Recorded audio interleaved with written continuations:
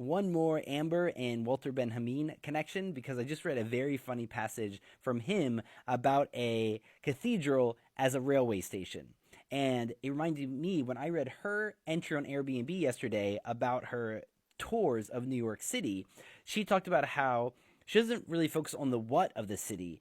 She looks at the why of a city, which I think is a very fascinating angle. And it reminded me of this passage that I read last night from Walter Benjamin. Marseilles Cathedral. On the least frequented, sunniest square stands a cathedral. This place is deserted, despite the proximity at its feet of La Joliette, the harbor to the south, and a proletarian district to the north. As a reloading point for intangible, unfathomable goods, the bleak building stands between quay and warehouse.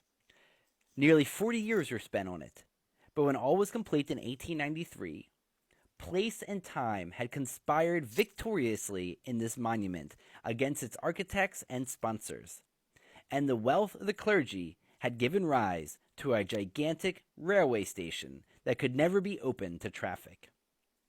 The facade gives an indication of the waiting rooms within, where passengers of the first to fourth classes, though before God they are all equal, wedged among their spiritual possessions as between cases, sit reading hymn books that, with their concordances and cross-references, look very much like international timetables.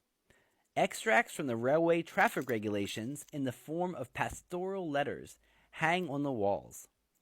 Tariffs for the discount on special trips in Satan's luxury train are consulted, and cabinets where the long-distance traveler can discreetly wash are kept in readiness as confessionals.